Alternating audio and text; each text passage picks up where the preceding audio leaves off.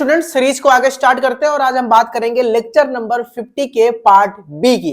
हमने बायोफार्मास्यूटिक्स का जो चैप्टर नंबर 1 था एब्जॉर्प्शन, उसका कुछ पोर्शन कवर कर दिया था लेक्चर नंबर 1 में, पार्ट 1 में, और पार्ट बी लेक्चर नंबर 50 का पार्ट बी हम डिस्कस करते हैं। उस क्लास को आगे कंटिन्यू करते हैं।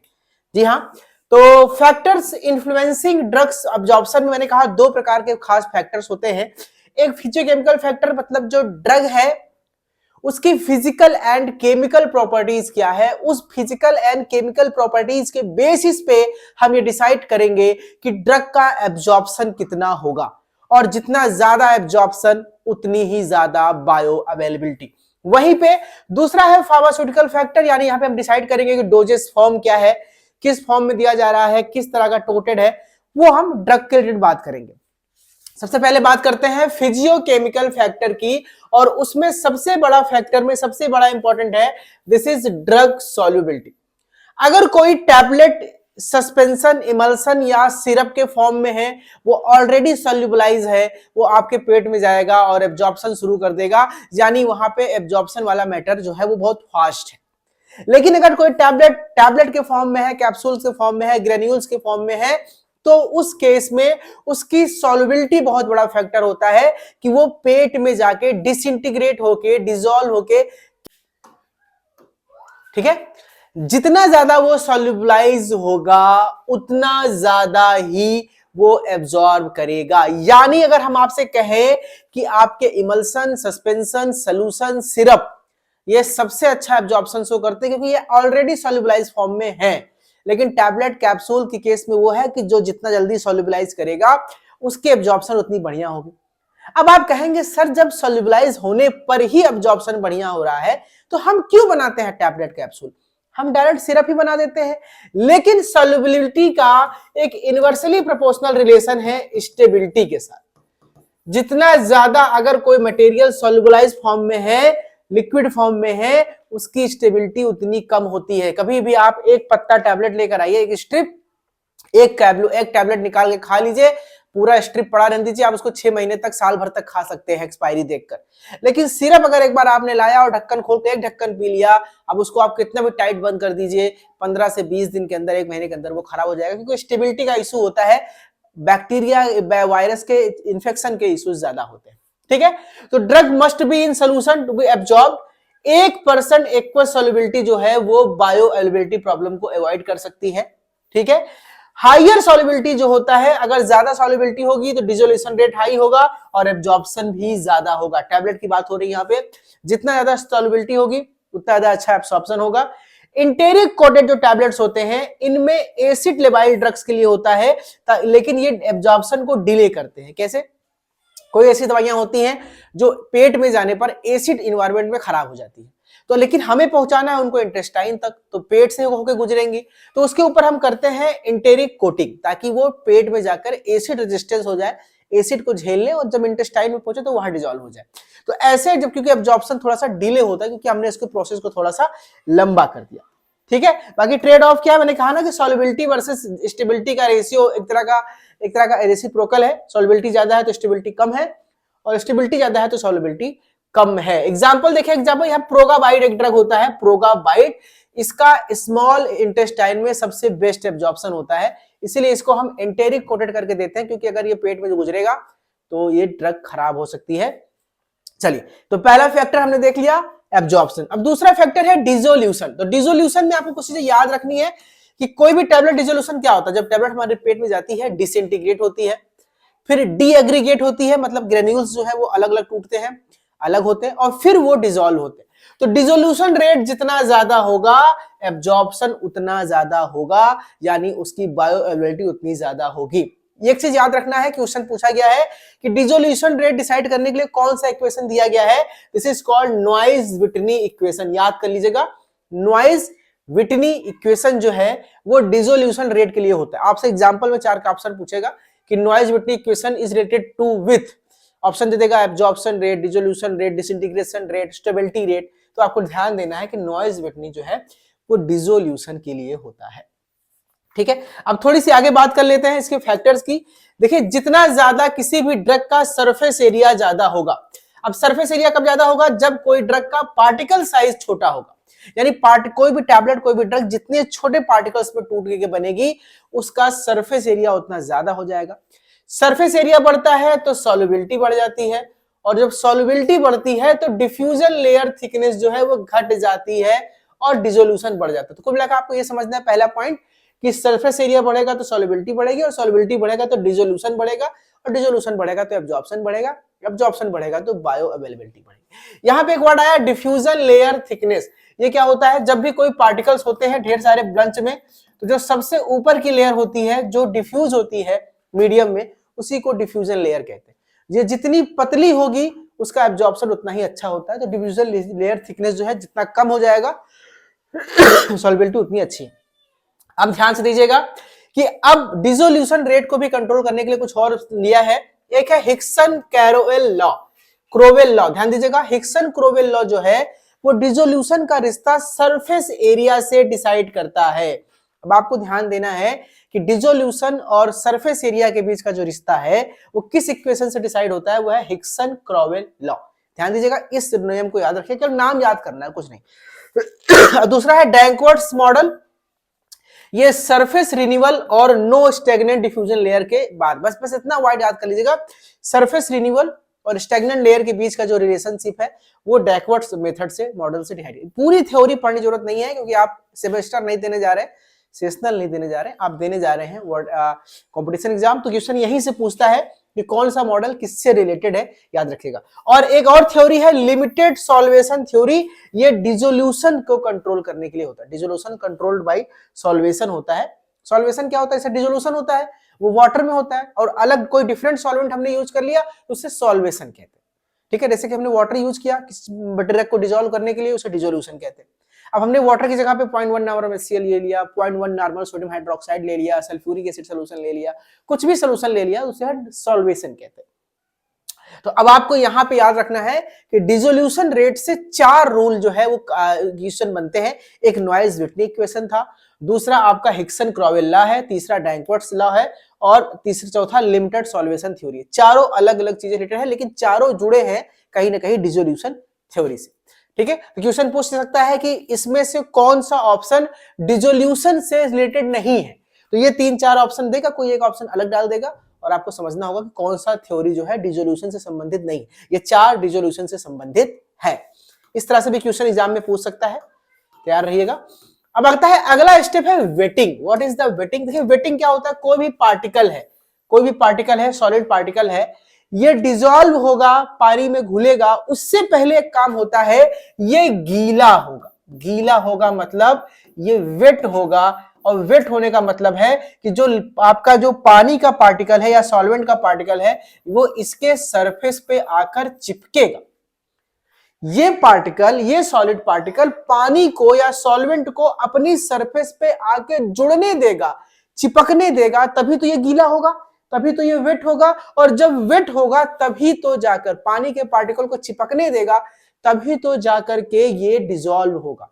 तो वेटिंग भी एक अगला स्टेप होता है। फॉर एग्जाम्पल, आप एक किसी भी पार्टिकल को, सॉलिड पार्टिकल को पानी में डुबाइए, अब वो गीला हो जाएगा। लेकिन किसी आप ऑयल के पार्टिकल को पानी में डालते हैं तो वो ऑयल का पार्टिकल पानी से गीला नहीं हो रहा है। क्यों? क्योंकि वो ऑयल पानी के पार्टिकल को चिपकने नहीं दे रहा है।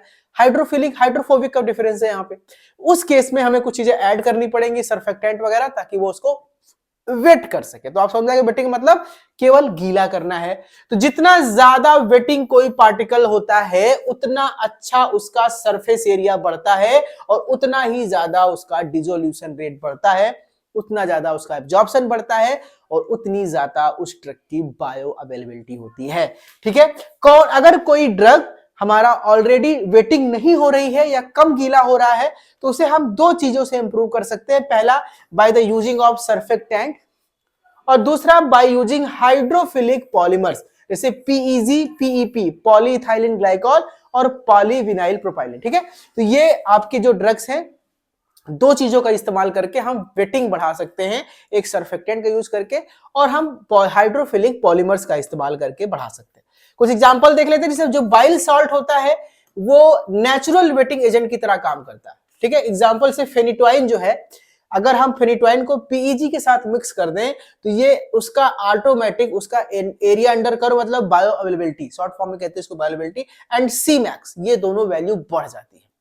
ठीक है, क्योंकि फेनिटोइन हमारा देखा जाए तो एक तरह का हाइड्रोफिलिक ड्रग नहीं है, लाइपोफिलिक है, लेकिन अगर इसमें हमने पीईजी ऐड कर दिया, पॉलीथाइलिन ग्लाइकॉल, तो इसकी बायो अवेलेबिलिटी बढ़ जाती है, सी मैक्स बढ़ जाता है। ये चीज आपको यहाँ पे ध्यान दी, एग्जांपल याद करके चलना। अगला है केमिकल फॉर्म। केमिकल फॉर्म भी एक अलग फैक्टर है। फॉर एग्जांपल केमिकल मॉडिफिकेशन करके भी हम ड्रग्स के इंप्रूव कर सकते हैं। केमिकल मॉडिफिकेशन मतलब मान लीजिए कोई पार्टिकल है, इसके पास कई सारे अलग अलग फंक्शनल ग्रुप लगे हैं, लेकिन ये वाटर में डिसॉल्व नहीं हो रहा, इसमें हम कोई हाइड्रोफिलिक ग्रुप ऐड कर दे, इसको सॉल्ट फॉर्म में कन्वर्ट कर दे, इसके केमिकल स्ट्रक्चर में मॉडिफिकेशन कर दे, तो इस तरह से हम इसके एब्जॉर्प्शन को बढ़ा सकते हैं, इसकी सॉल्युबिलिटी को बढ़ा सकते हैं। फॉर एग्जांपल रिक्वायरमेंट्स देख लेते हैं। एडिक्वेट वाटर सॉल्युबिलिटी बढ़ा सकते हैं, ऑप्टिमल लिक्विड स्टेबिलिटी बढ़ा सकते हैं। कुछ एग्जांपल देख लेते हैं, ये एग्जांपल आपके एग्जाम के लिए बहुत इंपॉर्टेंट है। जैसे सक्सीनिल या थैलिल सल्फोनामाइड, ठीक है, अगर नॉर्मल सल्फोनामाइड की बात करें ड्रग जो है, इसका एब्जॉर्प्शन बहुत कम होता है, लेकिन जब इसको हम सक्सीनिल या थैलिल के साथ ऐड करके इसके स्ट्रक्चर को चेंज कर देते हैं तो ये आयोनाइज्ड हो जाता है और इसका एब्जॉर्प्शन बढ़ जाता है। दूसरा एग्जांपल है, जैसे हमारे पास जो है मेकामिलएमीन और हेक्सामेथोनियम, इनका भी एब्जॉर्प्शन जो है, मेकामिलएमीन का एब्जॉर्प्शन जो है वो हेक्सामेथोनियम से ज्यादा होता है। वहीं डॉक्सीसाइलिन का एब्जॉर्प्शन टेट्रासाइक्लिन से ज्यादा होता है। एरिथ्रोमाइसिन का एब्जॉर्प्शन एसोलेट से ज्यादा होता है। क्यों? क्योंकि इनके स्ट्रक्चर में डिफरेंस है, हाइड्रोफिलिक ग्रुप्स ज्यादा है। ये चीज आपको यहां पे याद रखनी है। केमिकल मॉडिफिकेशन के जरिए भी हम एब्जॉर्प्शन बढ़ा सकते हैं, सॉल्युबिलिटी बढ़ा सकते हैं। केमिकल का ही एक और तरीका है सॉल्ट फॉर्म। अगर कोई भी मॉलिक्यूल हमारा वीक एसिड या वीक बेस है, फॉर एग्जांपल देखिए, अगर कोई मॉलिक्यूल स्ट्रॉन्ग एसिड या स्ट्रॉन्ग बेस है तो आपको पता है ये बहुत तेजी से डिसोसिएट होते हैं। जैसे फॉर्म में स्ट्रॉन्ग एसिड है HCl, ये बिना पूछे H+ और Cl- पे टूट जाएगा, हल्का सा भी पानी मिलेगा ये टूट जाएगा। बेस स्ट्रॉन्ग बेस है NaOH, सोडियम हाइड्रोक्साइड, ये तुरंत Na+ और OH- में टूट जाएगा, बहुत जल्दी डिसोसिएट होगा। लेकिन अगर कोई ड्रग वीक एसिडिक या वीक बेसिक है तो वो धीरे धीरे टूटते हैं, यानी उसकी स्टेप सॉल्युबिलिटी भी धीरे धीरे होगी, उसका डिसोल्यूशन भी धीरे धीरे होगा, उसका एब्जॉर्प्शन भी धीरे धीरे होगा, उसकी बायो अवेलेबिलिटी भी कम होगी। तो ऐसे ड्रग के लिए एक बहुत अच्छी टेक्नोलॉजी है कि उन जो भी वीक एसिड या वीक बेस के ड्रग है उनको सॉल्ट के फॉर्म में कन्वर्ट कर दीजिए। वीक एसिड का सॉल्ट बनाना है, ड्रग वीक एसिड है, उसके साथ कोई स्ट्रॉन्ग बेस सॉल्ट ऐड कर दीजिए। कोई ड्रग वीक बेस है, उसके साथ स्ट्रॉन्ग एसिड का सॉल्ट ऐड कर दीजिए, ऑटोमेटिक सॉल्युबिलिटी बढ़ जाएगी, डिसोल्यूशन बढ़ जाएगा और एब्जॉर्प्शन बढ़ जाएगा। एग्जांपल कुछ देख लेते हैं जो हमारे कॉमन ड्रग्स में इस्तेमाल होते हैं। जैसे हेप्टाबार्बिटॉल का जो is greater than sodium salt higher bioavailability, ठीक है, सोडियम सॉल्ट के कंपेयर में अगर हम हेप्टाबार्बिटॉल सॉल्ट यूज कर रहे हैं तो उसकी बायोअवेलेबिलिटी ज्यादा होती है। अल्मोनियम एस्पिरिन का एब्जॉर्प्शन जो है पुअर होता है और फिनोबार्बिटॉन का सोडियम फिनोबार्बिटोन टैबलेट से ज्यादा अच्छा एब्जॉर्प्शन होता है। ये कुछ डिफरेंस है यहाँ पे कि सॉल्ट फॉर्म का जो एब्जॉर्प्शन है वो बेटर है रेदर देन वीक एसिड या वीक बेस के फॉर्म में।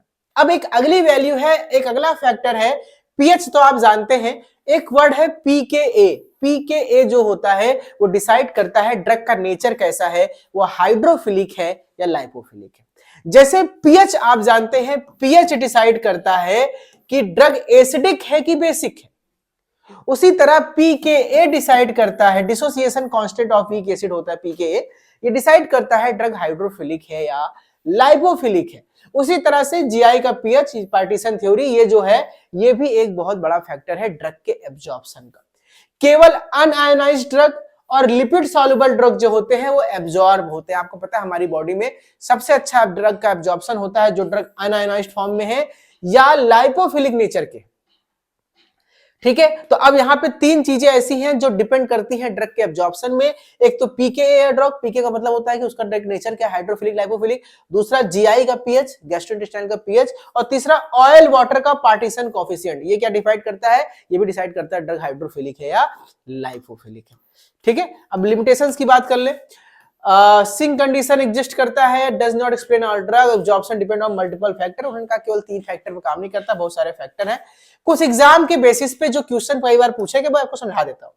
अगर किसी भी कंपाउंड का, किसी भी ड्रग का, देखिए वीक एसिड्स की बात कर रहे हैं, वीक एसिड्स की बात की मतलब होता है कि जो pKa वैल्यू है वो वीक एसिड्स के जो होते हैं हमारे क्या होते हैं, वो 8 से ज्यादा के आसपास हो सकते हैं, हम कह सकते हैं 2 से लेकर 8 तक का, या 8 से ज्यादा तो है वो पीक एसिड।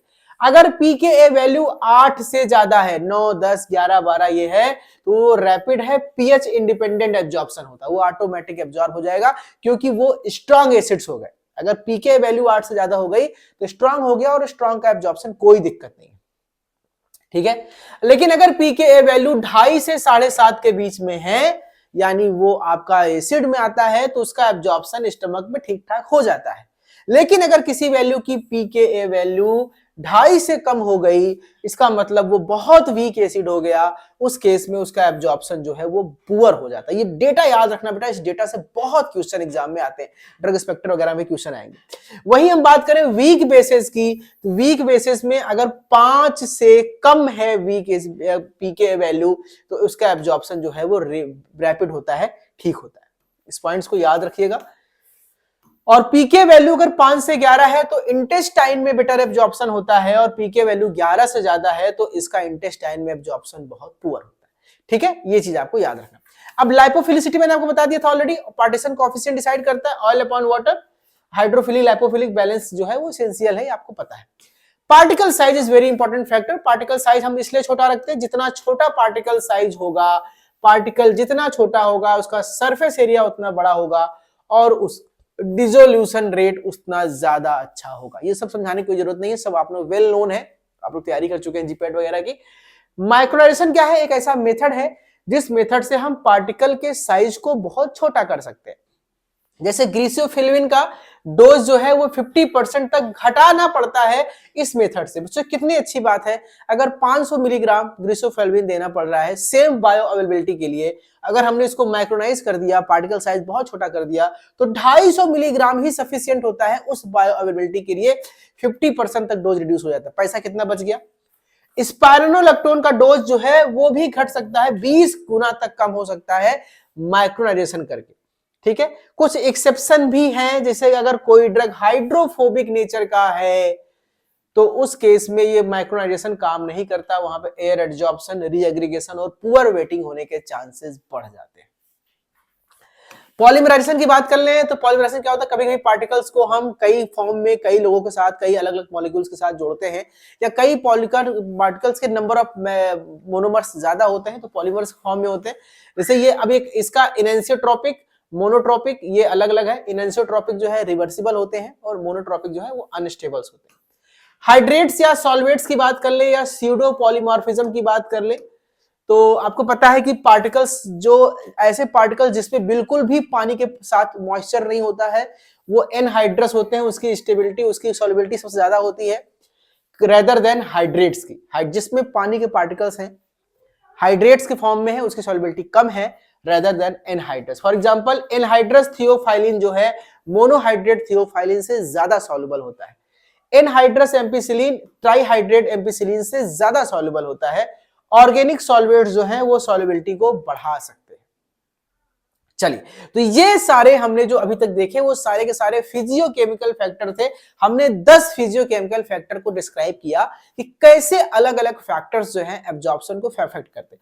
अब हम डोजेस फॉर्म की तरफ चलते हैं, यानी कि फार्मास्यूटिकल फैक्टर की तरफ चलते हैं, और उसमें सबसे पहला पॉइंट है डोजेस फॉर्म। इससे क्वेश्चन बहुत बार एग्जाम में आया है। डोजेस फॉर्म का डिसेंडिंग ऑर्डर देख लेते हैं कि सबसे ज्यादा सॉल्युबिलिटी, यहां पे हम डोजेस फॉर्म में आईवीआईएम नहीं देखेंगे क्योंकि उसमें एब्जॉर्प्शन का कोई पैरामीटर नहीं, डायरेक्ट ब्लड में जाता है। सबसे अच्छा एब्जॉर्प्शन सॉल्यूशंस के होते हैं, यानी सिरप के होते हैं, उसके बाद इमल्शंस के, और उसके बाद सस्पेंशन के। ऑर्डर याद रखेगा, सबसे अच्छा सॉल्युबिलिटी, एब्जॉर्प्शन, सॉल्यूशन क्या है, फिर इमल्शन, फिर सस्पेंशन, उसके बाद कैप्सूल्स का, फिर टैबलेट्स का।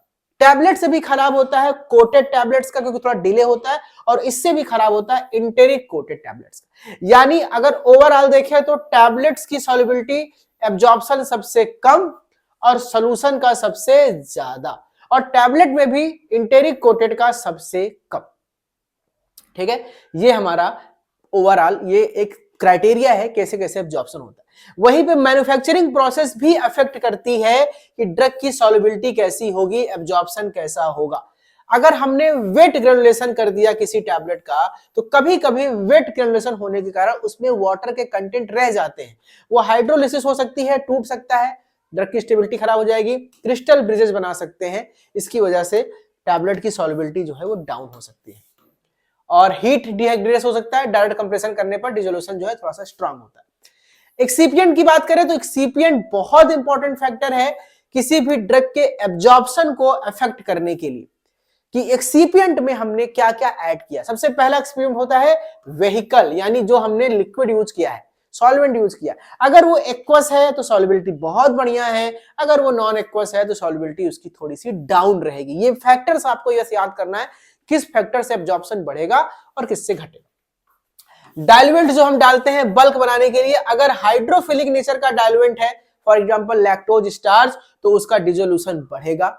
हाइड्रोफोबिक नेचर का हमने यूज किया लाइडेंट, तो घटेगा। वहीं पे बाइंडर्स की बात करें, आपको तो टैबलेट बनाने के लिए बाइंडर यूज करते हैं, अगर बाइंडर हमने जरूरत से ज्यादा डाल दिया तो टैबलेट बहुत हार्ड बन जाएगी, कंप्रेस नहीं होगी, कंप्रेस ज्यादा होगी तो डिसोल्यूशन रेट घटेगा, और डिसोल्यूशन घटेगा तो एब्जॉर्प्शन भी घटेगा।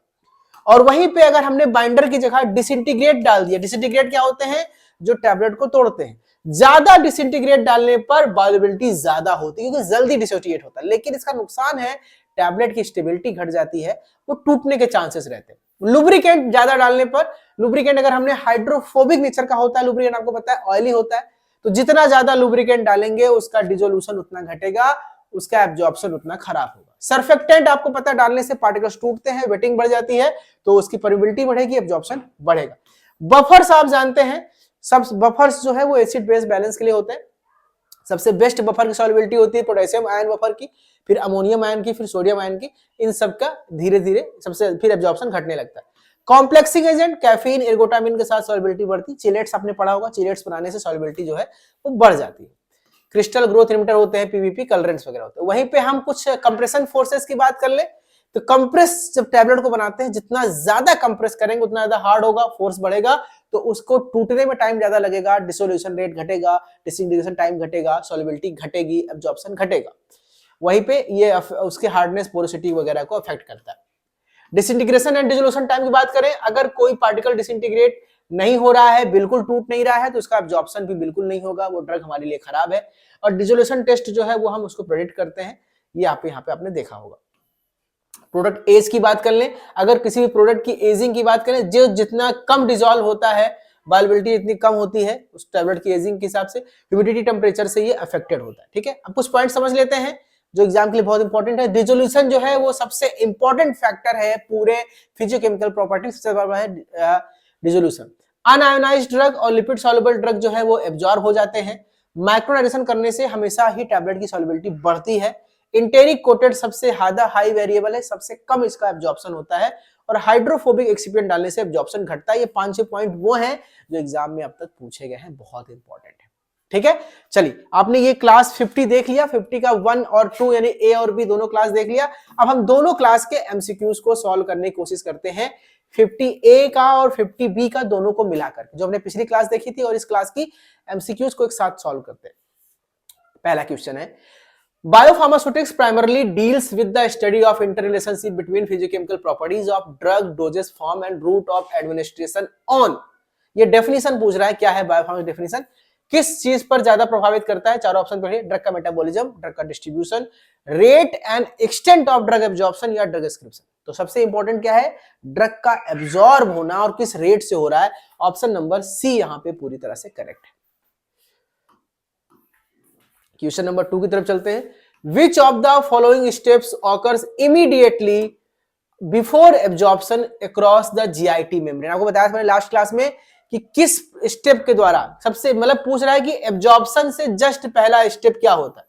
आपको याद होगा मैंने आपको बताया सबसे पहला स्टेप क्या होता है, डिसइंटीग्रेशन, दूसरा होता है डीएग्रीगेशन, तीसरा होता है डिसोल्यूशन, और चौथा होता है एब्जॉर्प्शन। तो एब्जॉर्प्शन जस्ट पहले क्या है, क्या है, डिसोल्यूशन। ऑप्शन नंबर सी यहां पे सही। जी हाँ, कुछ लोग का जवाब बिल्कुल सही आ रहा था।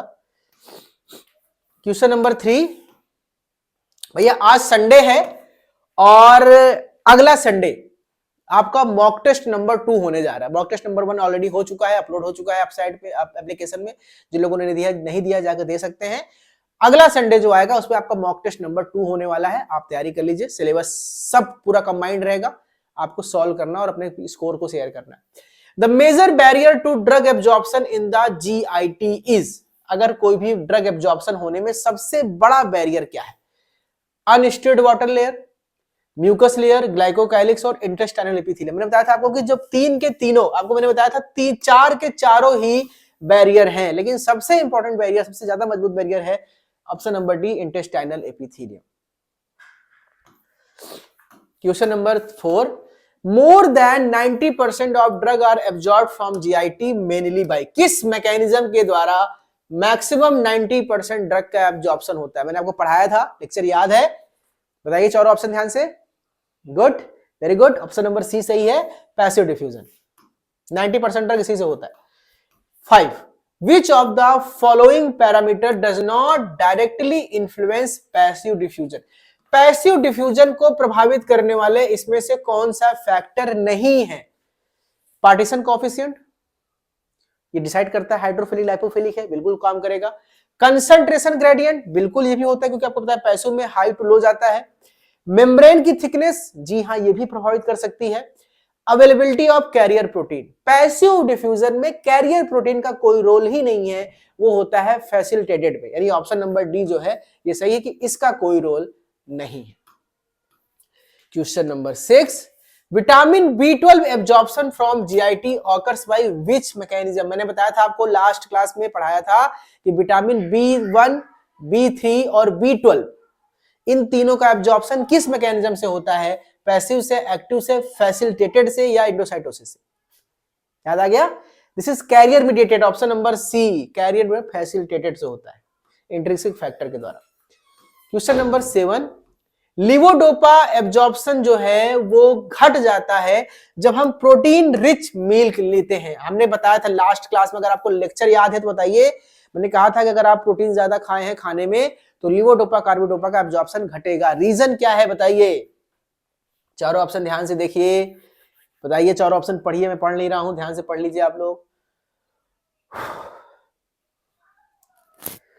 ठीक है, ऑप्शन नंबर बी सही है, क्योंकि ये अमीनो एसिड ट्रांसपोर्टर जो हैं वो लग जाते हैं खाना पचाने वाले काम में, तो ये इसका ट्रांसफर नहीं कर पाते।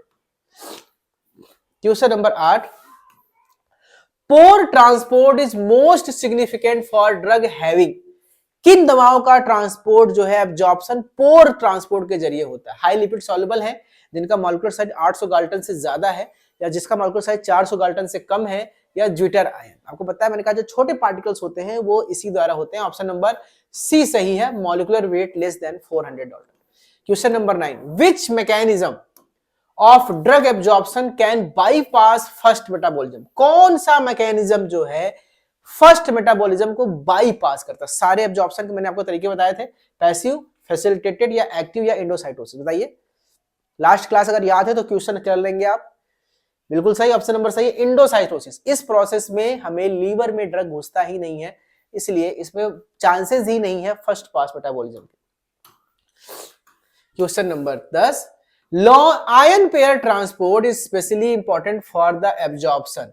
जो ड्रग आयनिक फॉर्म में होते हैं या आयन पेयर के फॉर्म में होते हैं, उसका ड्रग एब्जॉर्प्शन जो है कैसे होता है? चारों ध्यान से देखिए, उसे क्या बोलते हैं? आयन पेयर वालों को क्या बोलते हैं? ये नाम जान लो बस, हो गया। वो हाइड्रोलाइपोफिलिक होते हैं, नॉन होते हैं, वीक होते हैं, आपको पता है। आयन पेयर वालों को हम ज्यूटर आयन ड्रग्स कहते हैं, zwitter ion drugs. Option number B सही है। चलिए, ये तो क्वेश्चंस हो गए हमारे पिछली क्लास से जो हमने क्लास लिया था। अब आज की क्लास के हम कुछ क्वेश्चन ले लेते हैं। Question number 11, according to pH partition theory, pH partition theory के हिसाब से weak acid with pK P2.5 to 7.5, मैंने बताया था थोड़ी देर पहले कि अगर किसी का पीके वैल्यू 2.5 से 7.5 के बीच में है तो, और वो ड्रग वीक एसिड नेचर का है, वीक एसिड नेचर का है, तो उसका एब्जॉर्प्शन सबसे बेटर कहां पे होगा? तो वीक एसिड का है तो स्मॉल इंटेस्टाइन में होगा नहीं, कोलन में होगा नहीं, बचा क्या? ऑप्शन नंबर सी सही है, स्टमक में होता है। Question number 12, which of the following correctly represent the descending order of drug absorption. चलिए बताइए, चारों ऑप्शन ध्यान से देखिए, ड्रग एब्जॉर्प्शन का सबसे बढ़िया ऑर्डर क्या है? चारों ऑप्शन ध्यान से पढ़िए, कौन कौन सा ऑप्शन है? Suspension, solution, tablet, enteric. तो सोल्यूशन से स्टार्ट करते हैं, फिर इमल्सन है, सस्पेंशन है और कैप्सूल। टैबलेट इसमें है ही नहीं है, ऑप्शन नंबर बी सही है। क्वेश्चन नंबर 13, माइक्रोनाइजेशन में fail to improve absorption of some drug mainly due to. मैंने आपको बताया था कि माइक्रोनाइजेशन से ड्रग के एब्जॉर्प्शन बढ़ते हैं कई गुना तक, लेकिन कुछ ऐसे ड्रॉबैक्स भी हैं जिसकी वजह से एब्जॉर्प्शन घट भी सकता है। वो क्या है? डिसोल्यूशन रेट का बढ़ जाना, नहीं, इससे तो एब्जॉर्प्शन बढ़ता है। रीएग्रीगेशन और पुअर रेटिंग में ना, reduce surface area, increased chemical stability. जी हाँ, वो रीएग्रीगेट हो सकते हैं, वो छोटे छोटे पार्टिकल्स आपस में मिलकर लंप बना के बड़ा हो सकते हैं और जिससे पुअर वेटिंग हो सकती है। ऑप्शन नंबर बी सही है। Question number 14, which crystalline form of a drug generally shows higher solubility and bioavailability। किस फॉर्म, क्रिस्टलाइन फॉर्म का ड्रग शो करता है? हाइड्रेटेड वाला या सॉल्वेटेड वाला या एनहाइड्रस वाला या मोनोफेजिक वाला? वो बताया था सबसे ज्यादा सॉल्युबिलिटी एनहाइड्रस के साथ है। ऑप्शन नंबर सी सही है। And the last question of this lecture is 15, which excipient is most likely to decrease drug dissolution and absorption when used excessively। कौन सा एक्सिपिएंट यूज करने से ड्रग का एब्जॉर्प्शन घट जाता है ज्यादा यूज करने से? वो क्या होगा? लैक्टोज, स्टार्च, मैग्नीशियम स्ट्रेट या सोडियम। मैंने बताया था जो अगर आपने बाइंडर ज्यादा यूज कर दिया तो उस वजह से सॉल्युबिलिटी घट सकती है और वो होता है magnesium stearate. Option number C सही।